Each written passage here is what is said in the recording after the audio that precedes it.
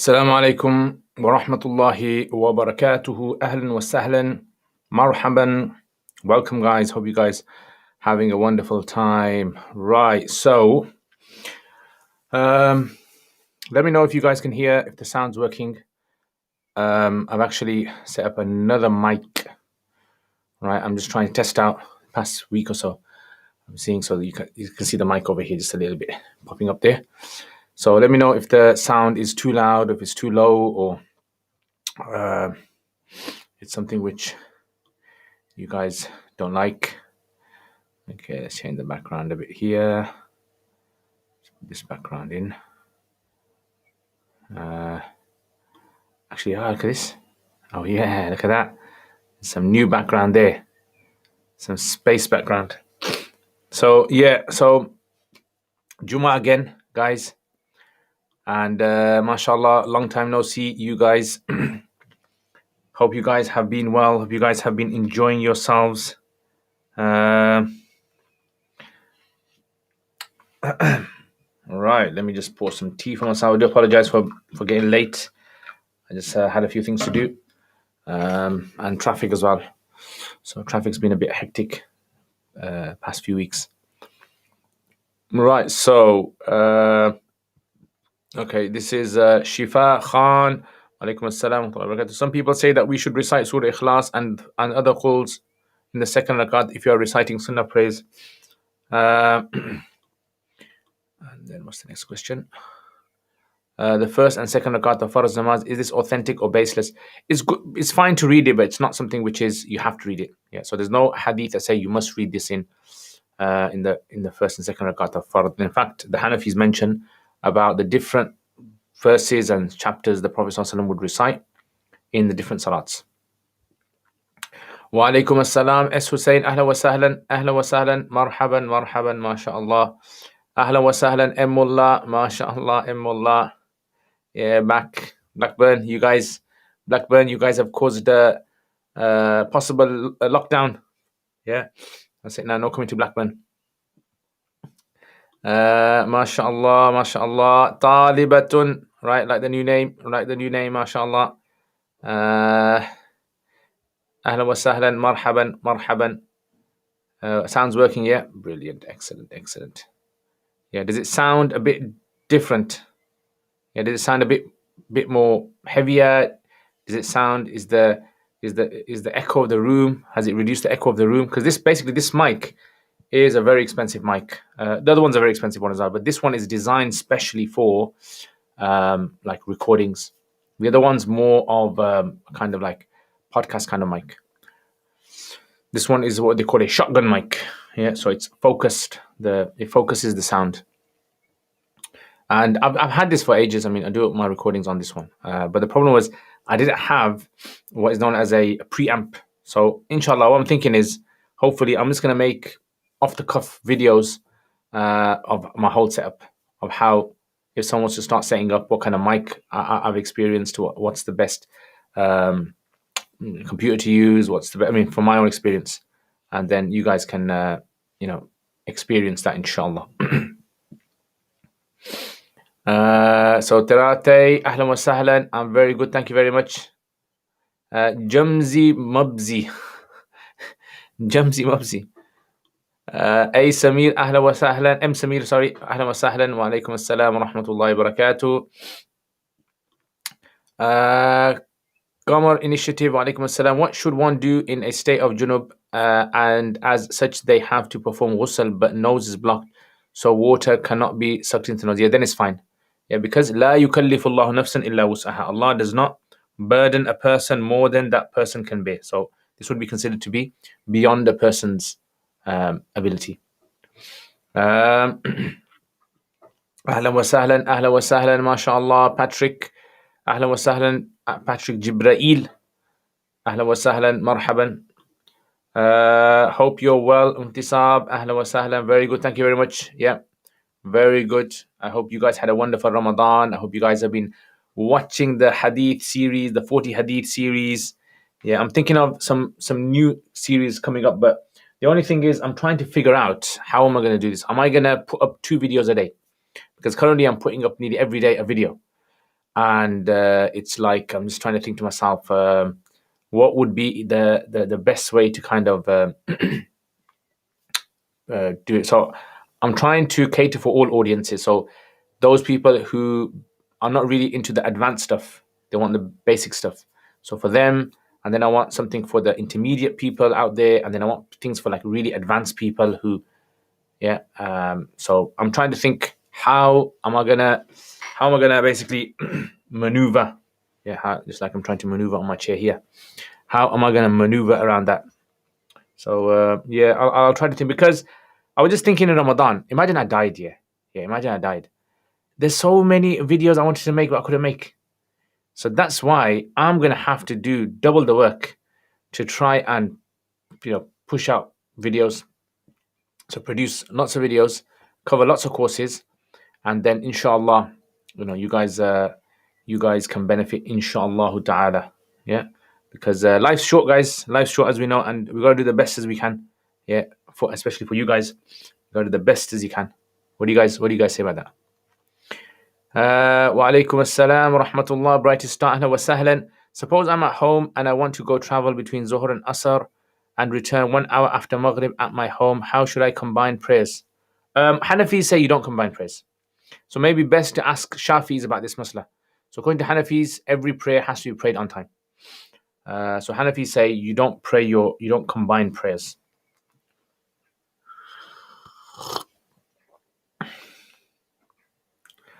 Ahla wa sahlan, Eskhan. And the team for the rock goodies, they were alhamdulillah. You're welcome anytime.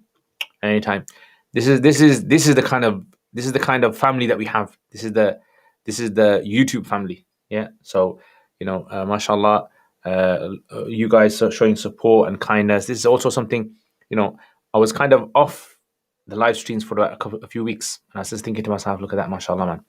So many good people out there who want to support the great work that people are doing, and they're from different parts of the world, and Allah inspires different people to do different things.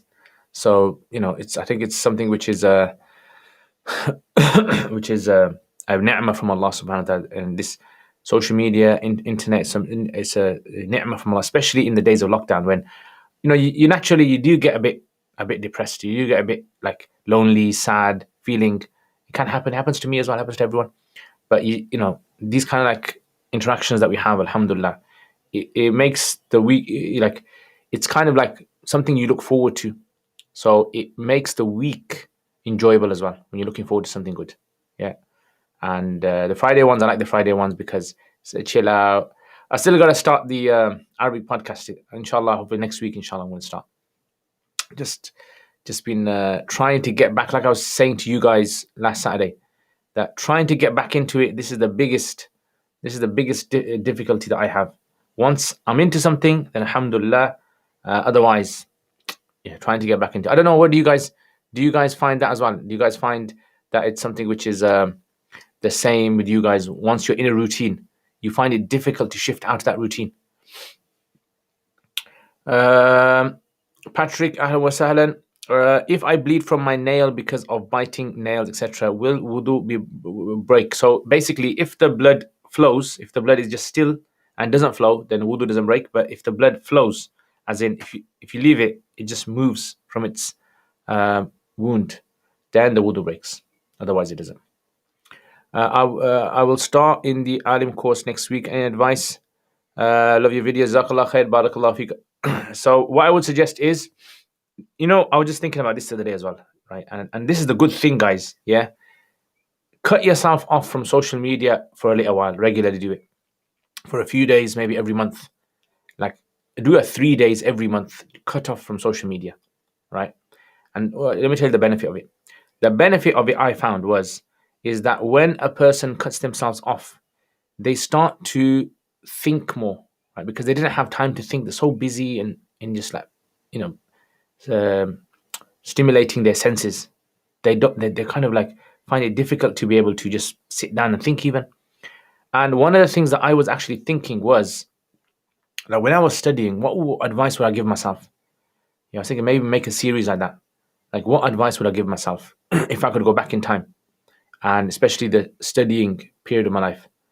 And I think one of the main advice that I would definitely give to myself would be to learn how to ask the right questions. Right? That's so important. And unfortunately, you're never ever gonna have all the questions in your head, right? Because questions sometimes come to you due to maturity and experience in life. Those are kind of real tough questions. And if I knew the questions that I have now, if I knew them then, I could have asked my teacher. I could have benefited so much from my studies, Arabic grammar and tafsir and hadith. But unfortunately, that's how things work. So I think when you're studying the Alimiya course, make sure you attain those things that you can't get on your own. Those things you can get on your own, like those kind of pieces of information that you could really kind of figure out yourself, or you could read a book or something. Don't stress too much on those. When you're going to ask your teachers, make sure that you're going to ask your teacher those questions, or even study those things which you can't study on your own. And the reason for this is because a lot of students I've seen myself, basically what they do is they study, but the problem is that they just like it's like imagine there's a river that's flowing, and they just like get into their boat, get into the river, and wherever the river takes them, they just go. Whereas sometimes, you know, you have to go against the river sometimes. Sometimes you gotta ask questions that other people are not asking. Maybe sometimes you gotta do things which other people necessarily are not doing, right? Especially when it comes to main point to go away with is make sure that you are utilizing your time in the Alimiya course in those things that you can't get by reading on your own. Yeah. So this would be my advice. How are the Medina books? Medina books are very good. Yeah, definitely. I mean, Medina books is a very good way in trying to get into the whole system of Arabic. Trying to understand how sentences are structured and how to write sentences yourself and how to translate basic sentences. That's what it's good for, basically. So imagine, like, for example, someone wanted to learn English. It would be like trying to get them to know how to speak in the shops and in the markets and in school and at work, right? How you would speak to people. That the Medina book really gets you into that. So it doesn't teach you that much Arabic grammar in detail, although it does have grammar rules. But yeah. What I would suggest is my 17 Quranic Arabic 17 lessons. If you want to quick, achieve a lot of that in the 17 lessons. Do you know the reason why reading Fatiha in the third and fourth rakat is not fard or wajib, rather it's sunnah according to the Hanafis? What they basically mention is narrations, reports from Ibn Masud radiallahu anhu and some other Sahaba, who say that the Fatiha is not necessary there. That's the main athar. Don't overwork yourself, Sab. Do what you can within your means. Alhamdulillah, alhamdulillah. Yeah, okay. Right, Mullah, I'm taking your advice. I will scrap all of that. So see, the reason I say this is because, when you want to achieve something, you want to be productive, you have to aim high, even if you don't get there, but aim high. This week, what I'm actually done is one of my students actually gave me this sort of sticky, it's not sticky, but it's naturally adhesive plastic where you can put onto the wall and you can write stuff on there. So it's I don't know if you can see in the corner over there, but it's in the corner somewhere. It's enrolled. What I've done is I've taken a piece of that, put it on my door, and I've written down my whole schedule for the week. Rather, normally I have it in my phone, but this time I put it on the wall, and I really found it very beneficial this week. Like, because I could see what I've completed, and then I could see what's left, and mentally that really kind of is also satisfying as well, because you need to be able to show yourself that you have achieved something as well. Otherwise, if you don't show what you've achieved, it's like a journey where you're walking and walking and walking and walking, and you don't know when it's going to stop. You just get exhausted. So yeah, definitely, I think that's something which I really benefited. So with that role, I'm thinking what I'm going to do is on the wall over here, I'm gonna put it onto the wall over here, because like you can roll it as long as you like, and then I'm gonna make a timeline. Yeah, and I was thinking maybe do like one timeline for Sirah.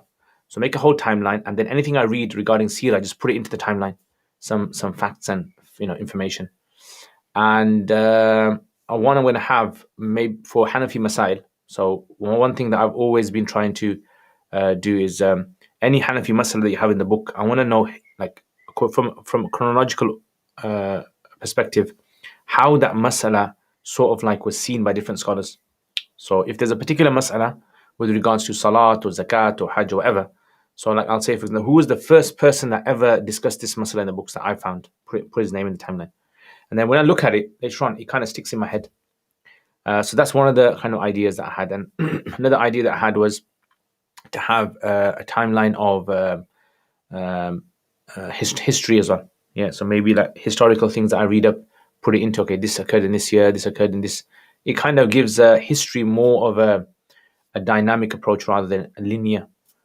And the fourth thing was having also like quotes or statements that I come across in reading. I can just like put it onto there, and then it can help me in memorization as well, right? So like something maybe Imam Bukhari has said, or something maybe Imam Ibn Kathir has said, or something Imam Ibn Humam has said, right? So have that kind of and there's like other things that come to my mind. But mashallah, this was so good. One of my students actually so far, he actually gifted me this.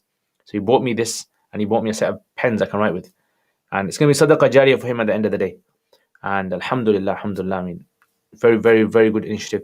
And that's the thing I think a lot of people tend to realize is, or they don't tend to realize, is if you want to become productive, you really have to utilize all the means to save you time. Time saving initiatives is key to productivity, right? If you don't know how to save time, you're not going to be very productive, right? You're gonna limit yourself. So I think utilizing technology, utilizing all these different methods, I think it's very key. Yeah, that's my 2 pence.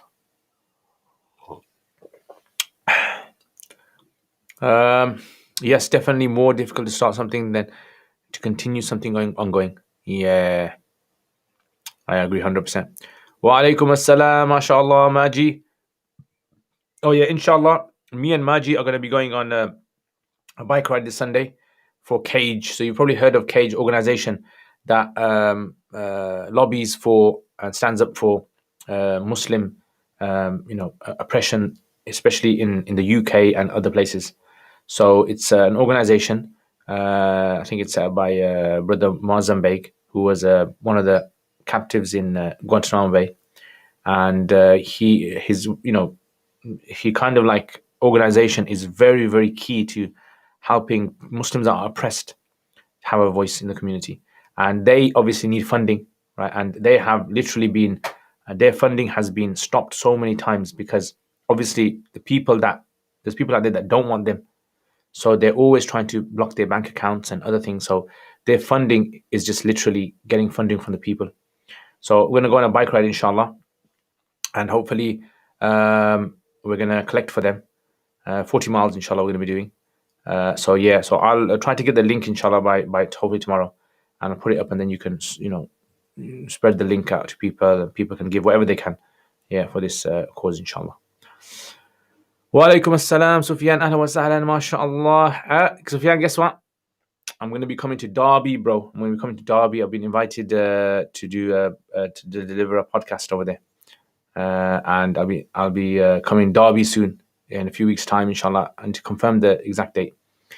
And then, bro, you know what I'm saying? Derby's going to be rocking. Wa alaikum assalam, Zaidan. Ahlan wa sahlan. Ahlan wa sahlan. Mullah, do you guys like the background? Should I change it? Let's just change the background. Let's see something else. Let's see what else is there. Is there anything else? Looks a bit boring. Looks a bit too serious. Yeah, okay, let's try this one. This one was cool. All right. It's important to reflect on progress, motivate future, definitely. Sheikh, what's the advantage of reading classical Arabic poetry? The advantage, not the advantage, you must read classical poetry because Arabic language, basically, imagine like this. Imagine there's these cakes here that were made and no one knows the recipe. Like no one knows how these cakes were made. Yeah. The only thing that you've got is some pieces of paper that were scribbled by the original cooks, chefs, yeah. And then what happens is those are a bit difficult to read. And then you've got some later on, some people that have come about and have made their own cakes. Not this cake, but their own ones, and not as good as this one. It doesn't matter how much you study these cakes, you'll never be able to get to this cake. So imagine this like the Arabic language. So Arabic language, the preservation of the Arabic language is to do with like the cake, the recipe, the ingredients, how it's all put together.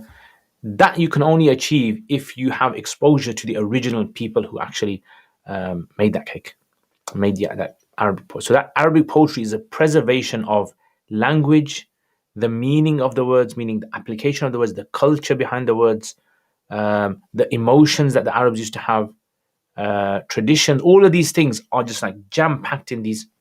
So if a person studies classical Arabic poetry and just like reads translation, they won't gain much. You have to study it with someone who's very, very good at it to be able to open you up to how the Quran speaks, how Hadith, and how all of this. Yeah, so that's basically why it's very important. You must study if you really want to understand. Like you can understand the Quran translation, you won't really have an issue without, but you won't get into the nitty gritty. Wa alaikum assalam, Omar. Ahlan wa sahlan, ahlan wa sahlan.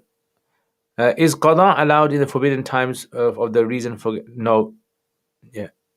Al-Mughni states, so according to the Shafis, they say yes. I think maybe the Hanafis say no. You're not allowed to. Is co-parenting allowed in Islam for divorced couples? What is co-parenting? What exactly is it? Co-parenting is when a couple divorce due to reason but still have a relationship for their children. So if they divorce, they can't have a physical relationship anymore, right? So they're not allowed to have a physical relationship if they've divorced. So basically, they are not allowed to look at each other like lustfully, or even the woman can only show her face and hands, stuff like that. That would be, as long as if they do that, meaning that the interaction is like the interaction of two foreign people. Yeah. What's the virtue of memorizing hadith and how to memorize? The virtue of memorizing hadith is you're memorizing our sources of our religion. Yeah. So the source of our religion is Quran and Sunnah, and the Hadith is actually a means of preservation of the Sunnah. And and how to memorize lots of Hadith? Try your own way. I mean, I basically what I try to do is I try to just repeat the Hadith multiple times every day, and then have a pattern of memorization. So, for example, let's say I'm memorizing 5 Hadith today. Tomorrow I'm going to go over those 5 again, and then the next day again, and also add in extra hadith. So every day I'll be going over 5, but there's going to be a time where I'm going to have to go over more than 5 just to retain it all, what they call dawr, basically. Wa alaikum assalam wa rahmatullah. Ismail, ahlan wa sahlan. Cage is doing amazing work, definitely. Definitely. What's your view on why Muslims should start startups? I don't know that. Startups and what? Business, you mean? To what businesses or? With Sheikh Akhtar Ali on Islam Daily YouTube channel. Yeah, I think so. I can't remember his name properly. I've got it in my phone. Yeah. It's like Islam Daily. Yeah, that's the one. That's the one. Assalamu alaikum. What to do if you are struggling to grasp concepts of grammar and struggling to remember them? I know what you're not doing. You are not applying it. You're not writing Arabic yourself. If you do not write Arabic yourself, number one, and if you do not apply it in the Quran and in Arabic text, then you're not going to learn. How do you apply an Arabic text? You basically need to, I would say, double or triple the time you spend in learning the rule, you need to spend in applying the rule in Arabic text. Otherwise, you're not gonna learn it, because this is a skill. Remember, Arabic grammar is a skill. It's like if you want to learn how to, build a wall, yeah, bricklay, right? You're not going to learn it just by theoretical. You need to apply it yourself. That's when you're really going to learn, because it's a skill you want to attain. Wa alaikum assalam wa rahmatullahi wa barakatuh. Amina, ahlan wa sahlan, marhaban.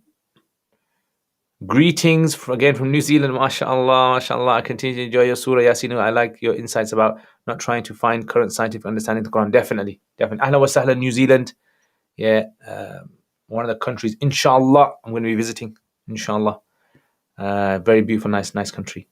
And definitely, that was a very important thing I felt in Surah Yasin, which was that many Muslims are like going with the trend that we have to try and take science and try to find every ayah in the Quran that indicates towards some sort of a scientific fact, which is not true.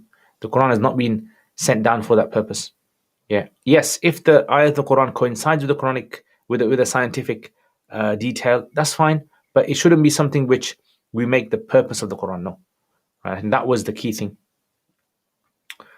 What is ilm al-kalam? Ilm al-kalam is basically the fiqh, the understanding of aqidah.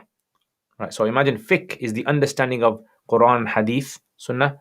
Ilm al-kalam is the logical reasoning that to prove aqidah. Yeah. So if someone says to you, how do you prove that there's one Allah? Logically.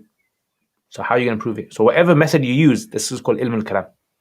How do you prove that the Prophet ﷺ is needed? Why do we need a prophet? So the logic that you use for this would come under ilm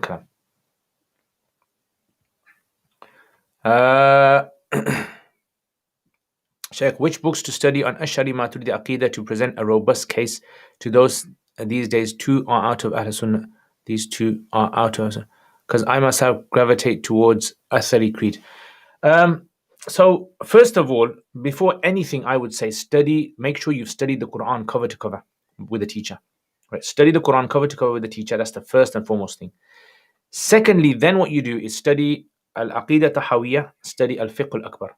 Right? These are two key texts to study after that. But when you're studying Aqidah, you need to also study the history of Aqidah as well. That's where a lot of people make mistakes, because when you study Ilm al-Kalam or Aqidah and you don't know where those points came from and why those points came about, the why is very important. Right? So there's always like a historic reference to certain points in books of Aqidah. And how it caused turmoil, or how it caused conflicts, or how it caused issues, and it led to the reason for why the scholars laid out this point as being a point of aqidah. So this is something which I would say study. Then after that, then start to study the books of aqaid, aqidah. So you might want to start off with, for example, like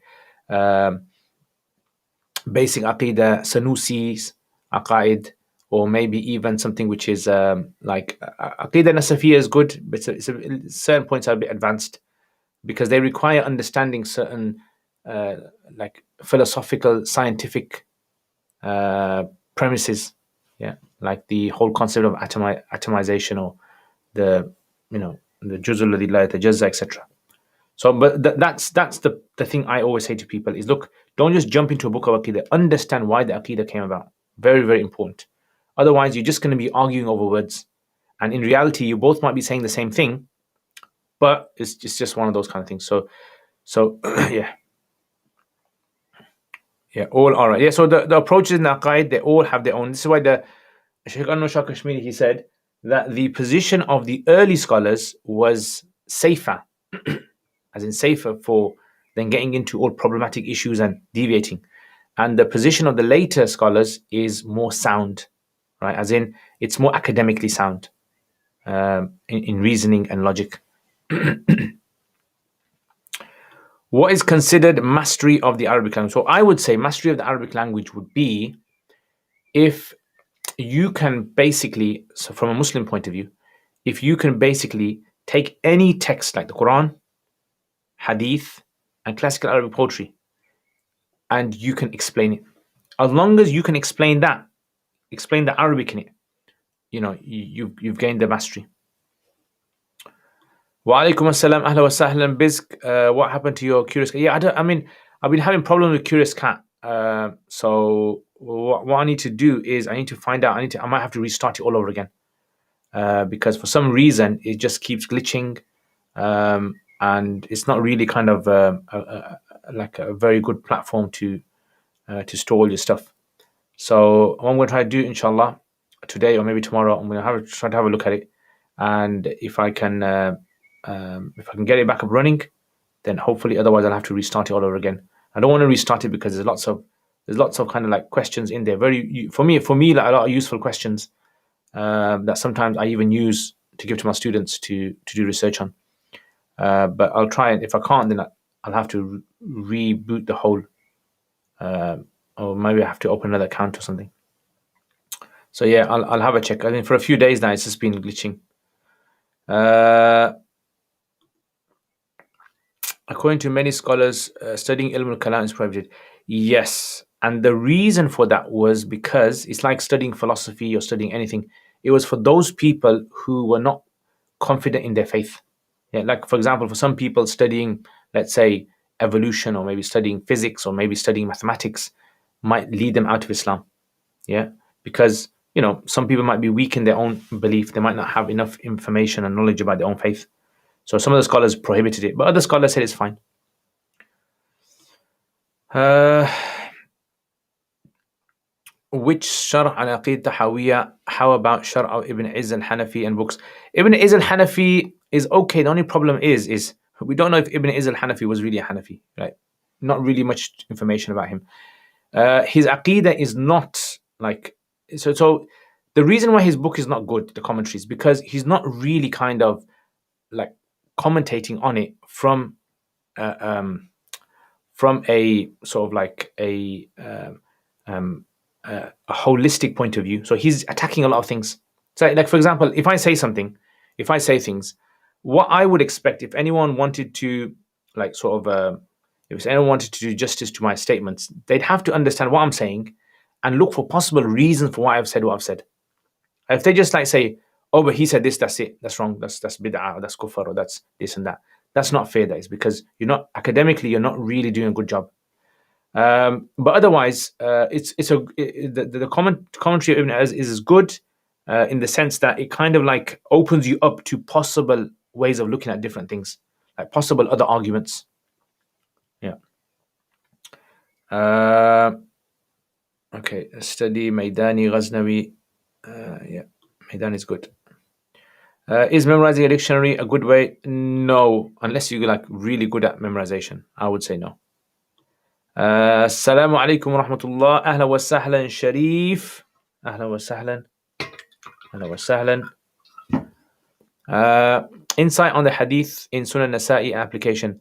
ألا أخبركم بما يذهب وحر الصدر صوم 3 أيام من كل شهر. I mean, I'll have to look into the verification of this hadith, because not every hadith in Nasa'i is authenticated.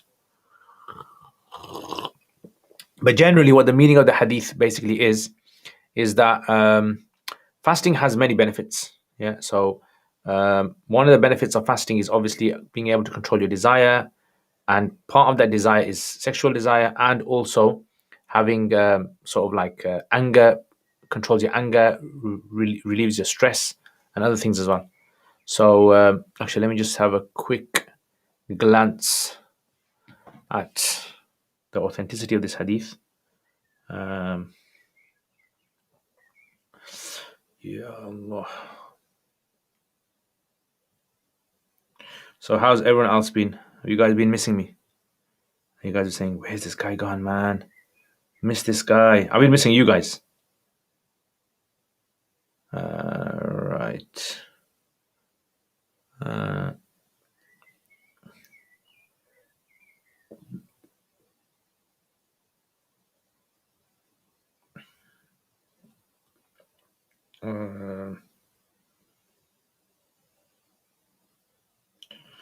Okay, haven't found it there. Okay. Okay.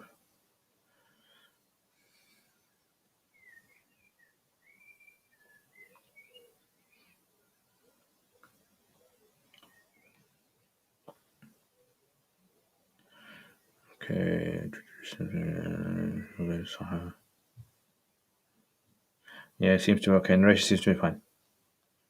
Yeah, it's acceptable. Yeah, depends which chain. There's several chains for it. Yeah,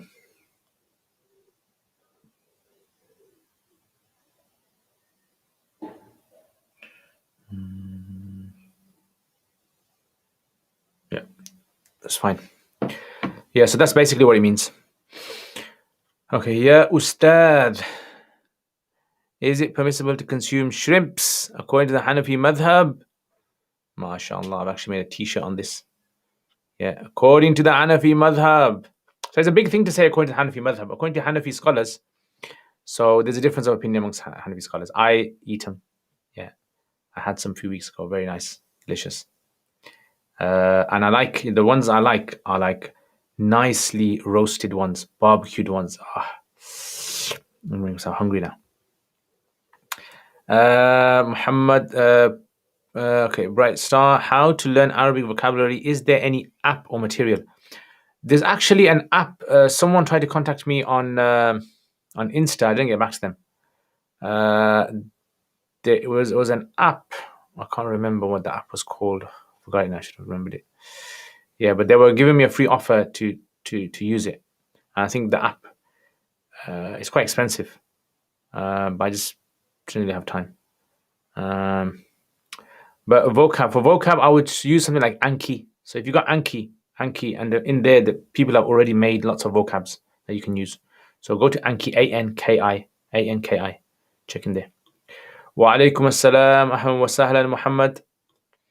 Ra'is, wa alaikum assalam. Finally, you're back. I thought I had accidentally unsubscribed from your channel because no live streams. Yeah, you better not unsubscribe. You best not. So, right. So yeah, so the sound on this video should be a bit different than normal. If you're listening to it, obviously with some headphones, you could probably be able to tell. It's less of an echo in the room. You can hear my voice is more focused and concentrated, and I can have even increase the volume so that you guys go deaf and start hearing lots of high pitch, clipping. But yeah, anyway, so I've just been very kind of like busy after Ramadan, sorting out stuff for the channel and teaching and assignments. Students have a lot of assignments and stuff like that. But yeah, so back and I have this big problem of trying to get myself from one routine to another. Right, I think that's my biggest sort of like problem I have. Once I'm in a routine, no problem, inshallah. Mufti sir, when you going to Pakistan again? I don't know.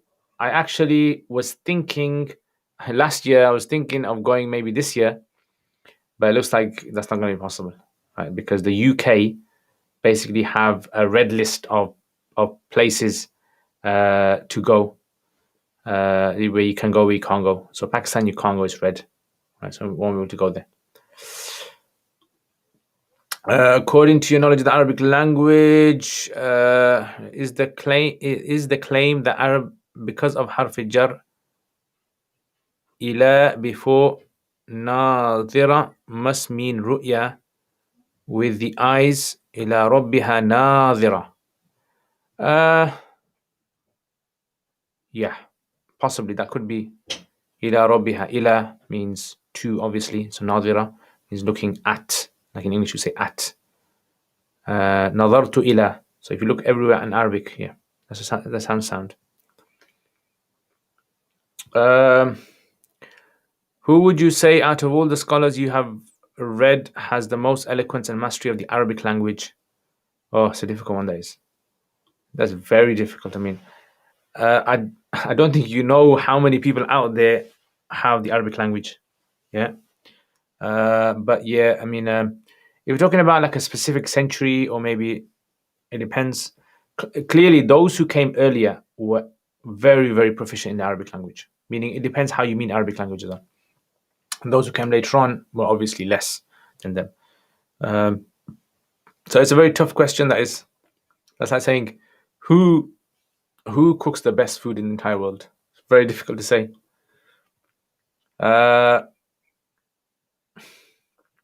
Walaikum assalam. Do you have a La Sahih app? No, no, no. So basically, what I do is there are lots of apps that you can use to search hadith, and then there's lots of apps that you can use to search actually verification of hadith. So like if you got like a Turath app, remember I made a video on the Turath app.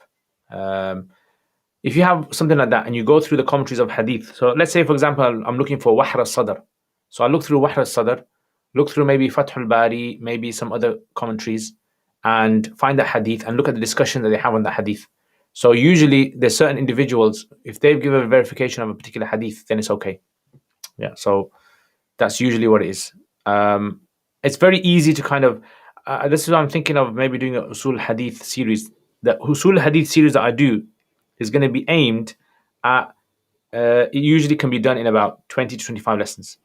At the end of it, basically, the student will be able to navigate any hadith and find the verification of the hadith, like an easy verification. So there's different layers of verification. So you have easy verification, and then you have very advanced detailed verification. There's different sort of like levels of it. So usually when I teach my students like Abu Dawood or teach them Tirmidhi and other books, I usually go into a lot of detail of how to verify hadith, how to figure out what the scholars have said about this hadith or the narrators, stuff like that. Assalamu alaikum wa rahmatullahi wa barakatuh. Luqman, ahlan wa sahlan.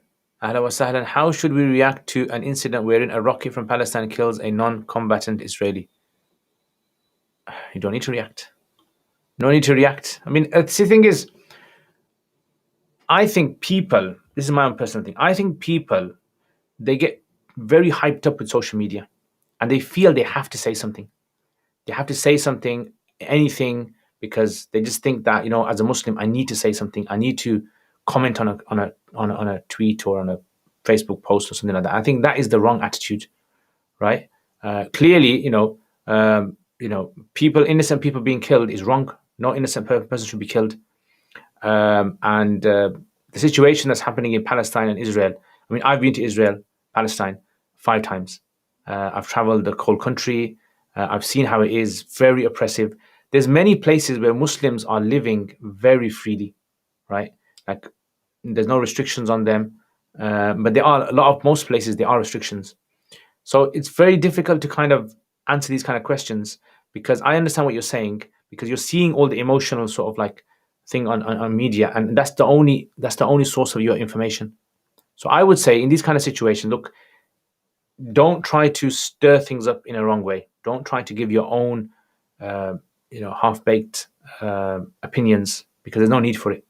Clearly, there is oppression being taken place over there, and we need to be able to focus on how to be able to eradicate this kind of oppression.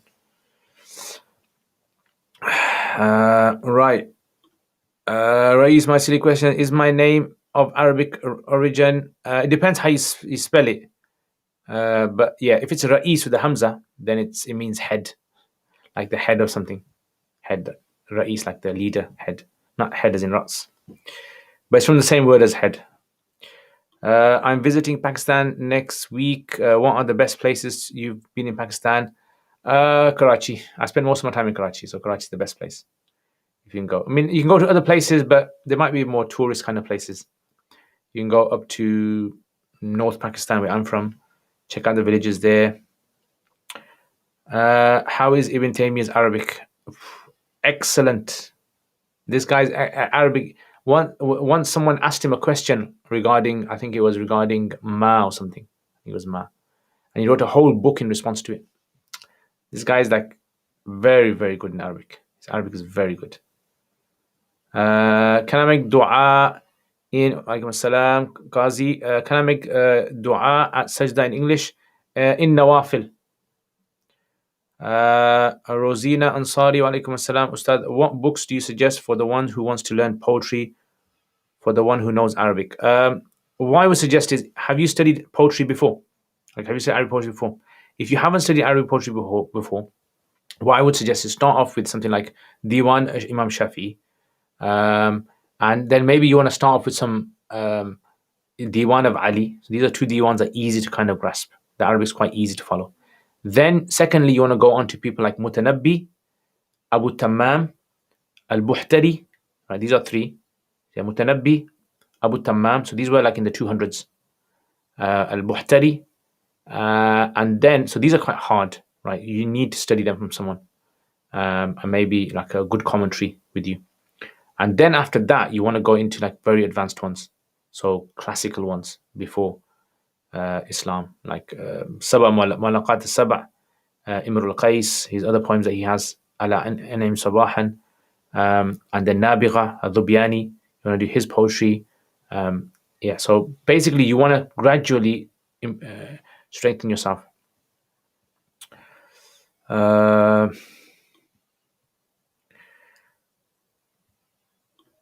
Okay, next. Mufti, the hadith of having the weight of a mustard seed of pride will not enter paradise. Does this mean when I feel pride in the heart, do I fit in the criteria? Good question this is. So what the hadith basically is referring to is that a person should avoid always continuously check their heart, always try to check your heart for pride. End of the day, there's a hadith that says that anyone who has an ounce of has a seed weight of iman in their heart will not go in the fire. So the way we understand that is that it's all up to Allah at the end of the day. Someone has pride in their heart and Allah forgives them because they were trying to remove that pride. That's possible as well. Sheikh, can you differentiate between qiyas and ijma?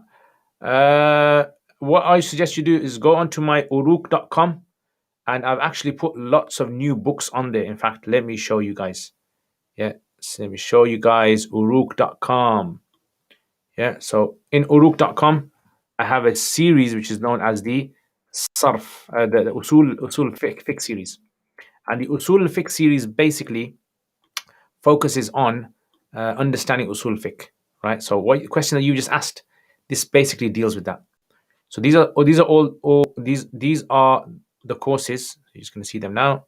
These are the courses that I have that I put up onto there. Many of them are paid ones, but you learn in Usul al-Fiqh, 20 lessons. In there, I explain in detail about Qiyas and about Ijma. Yeah, and then if you want to do Usul al-Shashi, you can do that. And then you can also do, I've recently put up Nur al-Anwar. It's being updated, meaning every time a video is being edited and produced, I put it up. Yeah, so you can check that out, inshaAllah ta'ala, inshaAllah.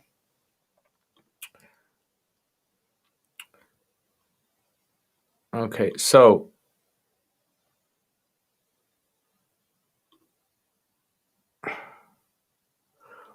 right, let's get rid of this.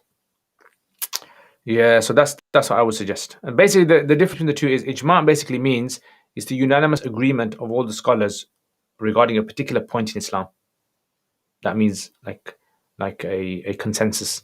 And the qiyas is basically where there's an issue that we're looking for, but we don't know the answer for it. But we do find something similar in Islam, in Hadith or Quran, to this. So we use the ruling of this and we extend it to that. So let's say, for example, we're trying to look for the ruling of a particular type of intoxicant. Is it allowed or not? So we look in Islam, is there any information regarding intoxicants? We say yes, alcohol. So we extend that ruling. IS, wa alaikum assalam. Can you please advise where there is similarity in the Athari Ash'ari Aqidah? Is there instance to affirm the literal meaning with the Sifat, the consensus in the Athari Aqidah, or is it tafweed? So when it comes to, I mean, as you guys know, I don't like going into Aqidah issues, but generally when it comes to the Athari Aqidah, there's actually a book that I would recommend. I can't remember where I was supposed to read it, but I only read just over half of it, and then I stopped. Yeah, it's in English, it's a translation. And basically, when it comes to the points of the Sifat of Allah subhanahu wa ta'ala, then taking the tafweed point, tafweed is something which is very, very important. And as long as it does not contradict with the other verses of the Quran, then they take it. Yeah. This is the original Athari position, rather than the modern sort of like Salafi position on certain Sifat Aqaid. That's not the Athari position. That's not the classical Athari position. That's where there seems to be a difference. So in that book, he kind of does a bit of a detail on that issue regarding the difference between the Athari and modern day Salafi interpretations. Assalamu alaikum. I had a question. I've started learning Nahw and Sarf. Any tips to take forward so I can grasp all the parts syllabus for the topics? Practice. Yeah. Start writing Arabic yourself. Start applying all the rules you have in the Quran in Arabic texts. That's the main thing I would say. How would you compare Arabic to a classical scholar in terms of writing? How would you compare your Arabic to a classical scholar? Obviously, the classical scholar would have had years of practice and environment and upbringing, so his Arabic would be much better than mine, definitely. So there wouldn't be really any comparison. Shaykh, what is the condition for combining prayer? I am currently suffering from diarrhea and I combine all the prayers in Fajr. No, you can't do that. Yeah. What's your thought on Ibn Juzay tafsir? It's very good. Yeah, Ibn Juzay's tafsir is very good. Assalamu alaikum. Do you remember your first Arabic wow moment? I don't know, I had loads. Yeah, I think I had loads. I think because I've kind of like so many years has gone by, it's been about 22 years since I started learning Arabic. So there's been loads. Will you bring back the 3 days podcast? I hope so. Definitely. Wa alaikum assalam wa rahmatullahi wa barakatuh. Ahlan wa sahlan. Maulana Hamdan. Ahlan wa sahlan. Marhaban. Welcome. How much reading do you do a day? Reading all your comments, I do loads on Fridays. I asked the question because when Muftis tweet such an incident, we should feel about it. Is he condoning? When I asked him, I received no reply. Yeah, I mean, I don't know, because sometimes I think people should be careful of what, even if they're scholars, they should be careful of what they post, because it can kind of be misleading. Was the book called Commentary on Lum'at al-I'tiqad? That's the one, yeah. Ibn Qudama's. Madras Hanbaliya, definitely. Wa alaikum assalam, MP. Ahla wa sahlan. Marhaban. Ahla wa sahlan. How old are you? You look 25, alhamdulillah. MashaAllah. I was 25 13 years ago. Yeah. So put that together.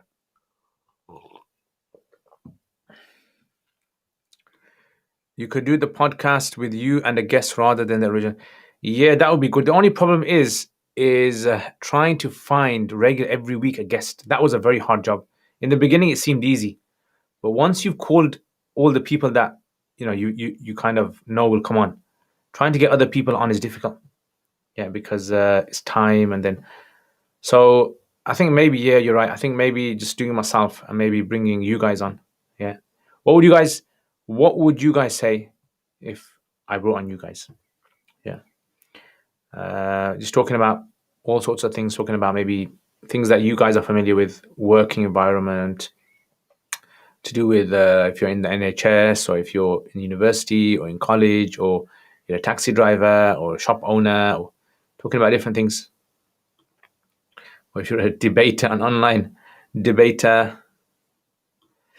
What's the name of the book that you referred to which describes the difference between the classical Athar and the Wana Salafi?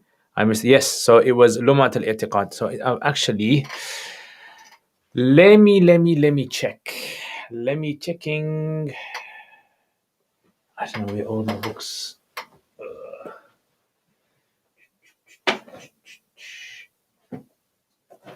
Oh yeah, I've actually got some new books.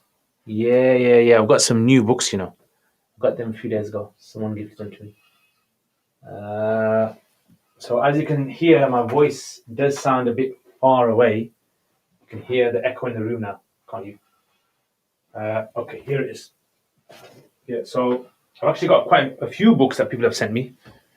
Yeah, I meant to tell you guys online, but I've just been very busy. So, Hashiyat al-Muwaffaq. This is called Hashiyat al-Muwaffaq ala Lum'at al-I'tiqad. This is it.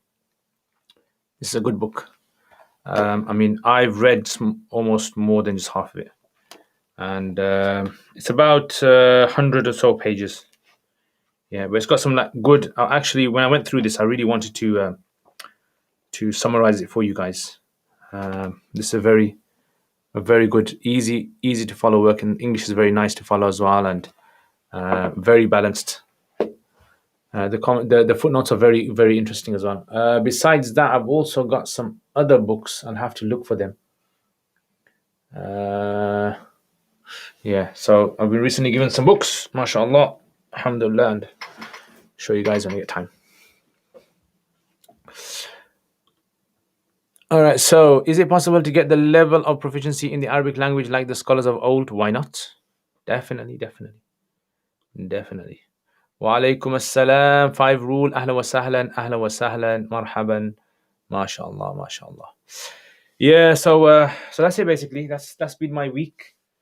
I've been, these are some wires I've been fiddling about with. So I had to order some wires and get the wrong ones and then send them back, and I hate this kind of like online kind of buying and stuff. I like going to the shop and testing them out there. And some of you guys have been asking me for regarding these notes that I make. So for example, like my sarf. These are all the sarf notes that I've made so far on Understanding Sarf series. And you're asking whether I could give them to people as gifts. Definitely. I can actually do that on my YouTube channel. What I could do is I can bind them all together and maybe send it to someone. Yeah. Because I don't really need them. I mean, as a kind of like souvenir, maybe I'll keep it and maybe just scan them or something. But generally, yeah, I've got like loads of these kind of like 40 hadith I've covered and other things as well, tarkeebs and all that. Maybe you can have it framed, and then one day, right when I die, you're gonna look back and say, yeah, this is gonna be valued at like £100 million for each image. Yeah, each image of these.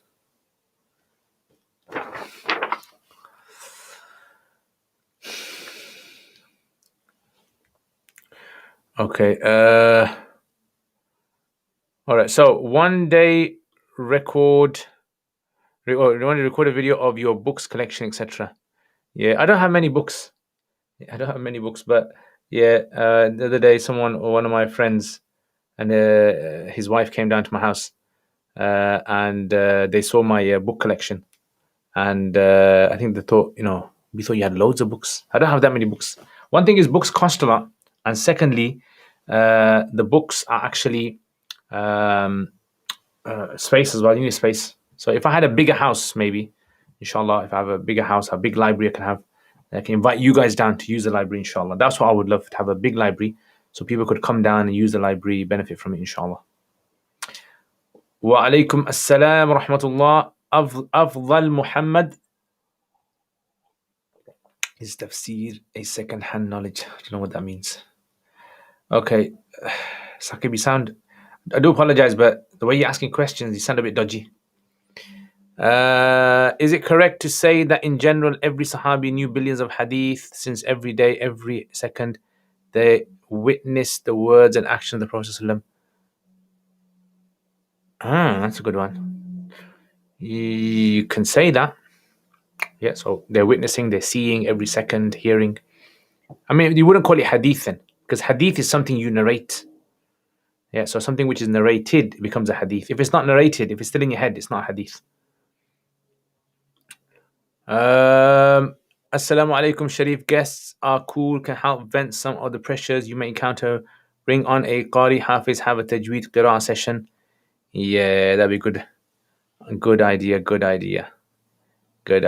Definitely. Bring you on, Sharif. You are assuming we will be able to read your books. Or you could take selfies. Yeah, just like have your phone. Just I'm in the house of Liaquat, checking out the books. Yeah, make dua for me.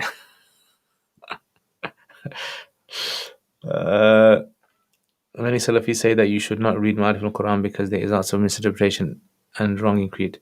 Wallahu alam. How many hours a day should a person study to become proficient? I mean, in Arabic, I think you're talking about Arabic, yeah? I think it depends how long time frame you have, what time frame you're looking at. If you're looking at, for example, 1 year, then I would say definitely 3 to 5 hours a day. 3 to 5 hours a day if you want in 1 year to achieve it. And it has to be very focused study.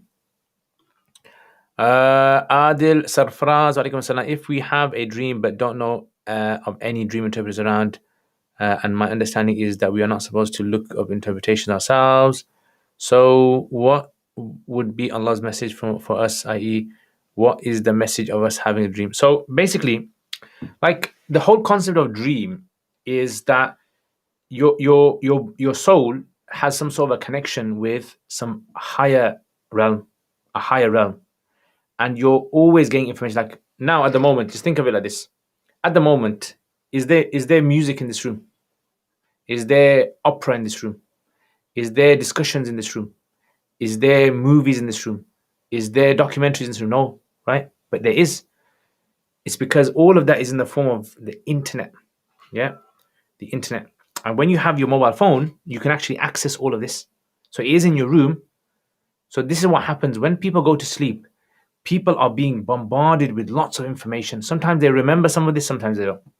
And just because you don't have any access to an interpreter doesn't mean that there's anything wrong. It's just basically if you had oxygen and you just don't use it, it's up to you. So the same thing happens with dreams. Obviously, try to find out what it means so that maybe it's something which is beneficial for you. Maybe it has no meaning at all. But yeah, that's it. Right. The Hanafi madhab is often referred to as Ahl al-Ra'i, is used by some to suggest that we are people of opinion and don't Hadith are our critics unaware of. Yeah, I think. See, the thing is it's they're looking at it subjectively. So let's say, for example, there's someone who sticks to the exact wording of a hadith. For them, anyone who interprets a hadith will be Ahl al-Ra'i. So a lot of the time, it's very subjective. So when people call people Ahl al-Ra'i, it's very subjective because modernists are basically using their Ra'i. Hanafis are using their Ra'i. Imam Bukhari was using his Ra'i now and again. So everyone's Ahl al-Ra'i. So this is why this term has been sort of like abused by some, and then people think that it's okay to use it in a derogatory way, yeah, which is incorrect. Ahl al-Ra'i just was an early usage of the idea of using understanding to interpret our sources, and then some people didn't like that, right, because it was new to them. They didn't like it, so they began to dissociate themselves from people who. Okay, what would be the boundary between mutaqaddimin and mutaakhirin scholars of hadith? They say roughly the 300s, like the 4th century, before mutaqaddimin and after mutaakhirin. Ma'rif al-Quran, very good. Wa alaikum assalam. Abdul, in Islamic law, is witnessing a condition for every court case? If there is any crime such as rape, is it necessary for witnesses to testify, or is something like CCTV footage? So it depends. It basically depends on how the penalty is given. So for the had penalty, there needs to be witnesses. For other penalties, discretionary penalties, right? So as long as there's sufficient evidence, it could be circumstantial evidence, it could be anything else that can be used to establish particular penalty. Yeah. So without witnesses, the judge might use discretion to be able to prove. Obviously, there's going to be people out there who are going to claim someone abused them, or someone raped them, or someone hit them, right? And unfortunately, there's going to be some people who are going to lie, and some people are going to be truthful. So you need to be able to differentiate between the two. So as long as the court can establish, then that person can be given a penalty, but it won't be given the penalty which is like subscribed or ascribed by the Sharia. What's the difference between alim and layman? So alim would be someone who understands the Quran, someone who understands the evidences, the hadith. That would be an alim. A layman would be someone who doesn't. How can one become an alim? Study Islam. Study by experts. How to deal with it? Why one should become an alim? You don't have to become an alim. Yeah, it's up to you. It's optional. How should you deal with atheists? So I would say is check out Sapiens Institute. Go online, Brother Hamza's Otis. Check them out, inshallah. They have lots of resources to be able to help with this. Anyway, guys, I think I'm going to finish there. Jazakumullah khair, guys, for joining me again and for the sound that you guys are hearing. Hopefully, inshallah, I'm going to try to continue using this sound setup. I'll be using the other one as well, inshallah. But maybe, inshallah, I might use this a bit more. And I will see you guys next time, inshallah ta'ala. Jazakumullah khair. Take care. And there's going to be no podcast today. But inshallah, there's going to be a podcast. There's going to be live stream tomorrow, inshallah, for your question and answers, so you guys can ask questions. Normally Fridays is not left for questions, but a lot of you guys had a lot of, backlog of questions that you want to ask. So inshallah, and I'm going to try to get the Curious Cat sorted out. If it doesn't get sorted, I'll just have to delete the whole account and restart it all over again. And good to see you as well, S. Hussein. Jazakumullah khair. Thank you very much. Really look forward to Fridays, and it's enjoyable to interact with you guys. And whether you guys are vegans or non-vegans is good. Yeah, I like the. Actually, we're gonna become a vegan. Actually, I can't become a vegan. No, I can't, because I like double cream. Yeah, double cream is too nice, especially with when it comes to strawberries and double cream. Yeah, so thick, extra thick cream. Maji, you gotta try that, bro. When you come to my house, I'm gonna get some extra cream. Yeah, strawberries. Safura is gonna like it. So Safura, if you're watching, yeah, I know you can't eat too much sweet stuff, but listen, yeah, tell your dad, yeah, it's okay. When you come to my house, it's okay. You can have sweets, okay? Tell him. And inshallah, ana kitab, yeah, definitely, inshallah ta'ala. Inshallah, I need to start that again, man. You know what? It's a routine, bro. I tell you, it's the routine. And the garden's been looking quite nice today. I'm gonna take some pictures of the garden. Might actually do a live stream in the garden if I can. Yeah, hopefully try to do a live stream, but my internet connection doesn't seem to get all the way to the end of the garden. But we'll see, inshallah, if I can. I'll be there too. You know what, bro? I haven't cycled, I was thinking today, I haven't cycled on Sunday. I'm just gonna, trust me, Sunday is just gonna be a mission. Yeah, I'm gonna have to do like, what do they call it? What do they say? YOLO. Yeah, you only live once. I'm gonna do a you only live once mission, inshallah. She's in Sandal Park, yeah. Inna lillah. Chalo, she's missing out. Tell her when she comes back. Yeah, she's missed out. Okay, Ustad, if you don't mind, can you do me a favor when you get time? Can you resend me all the emails you've sent? Send an email in, inshallah. Send an email in to the normal Safa email, inshallah. And if I can't send it, hopefully someone else will be able to send it.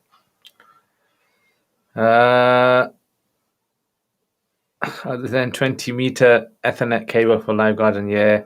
I actually renewed my contract with my service provider. So I should have asked them for like these boosters, but I forgot now. Got enough in garden to make a salad. I know, but I don't think the stomach's going to be able to take that kind of salad. All right, guys, take care, inshallah. And I will see you guys next time. Assalamu alaikum wa rahmatullahi wa